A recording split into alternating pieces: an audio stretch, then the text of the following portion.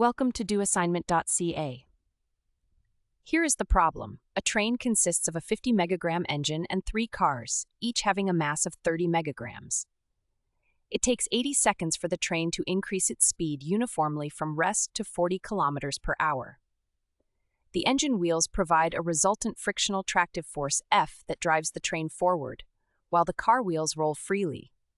Determine first the tractive force F acting on the engine wheels, and second, the tension T developed at the coupling between the engine E and the first car A.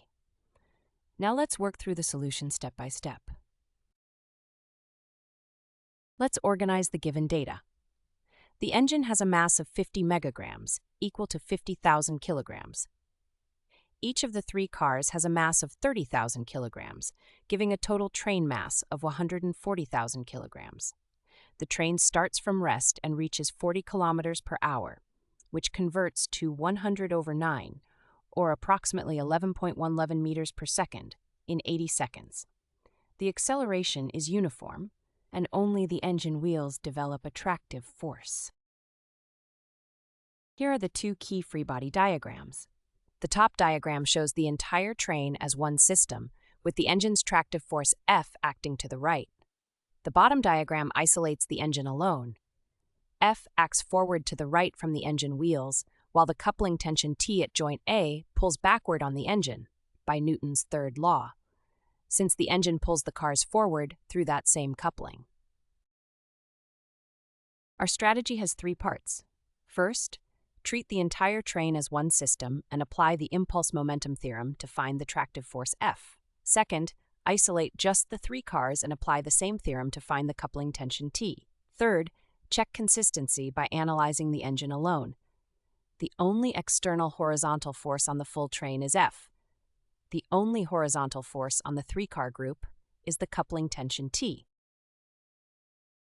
Applying the linear impulse momentum theorem to the entire train, initial momentum is 0 since the train starts from rest. The impulse of F over 80 seconds equals the final momentum of 140,000 kilograms times 100/9 meters per second. Solving gives F equal to 14,000 divided by 720, which is approximately 19,444 newtons, or about 19.4 kilonewtons. As a check, the uniform acceleration equals the change in velocity divided by time. 100/9 divided by 80, which equals 5/36, or approximately 0.139 meters per second squared. Multiplying by the total mass of 140,000 kilograms confirms F is approximately 19,444 newtons. Both approaches agree. Now isolate the 3 cars as a subsystem. Their combined mass is 90,000 kilograms. The only horizontal force acting on them is the coupling tension T pulling them forward. Applying impulse equals change in momentum.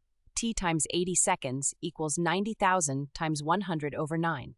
Solving gives T equal to 12,500 newtons, or exactly 12.5 kilonewtons. Let's verify by isolating the engine alone. The engine has F pushing it forward and T pulling it backward by Newton's third law. Applying impulse momentum to the 50,000 kilogram engine gives F minus T equal to approximately 6,944 newtons. Indeed, 19,444 minus 12,500 equals 6,944 newtons. All 3 subsystem equations are fully consistent.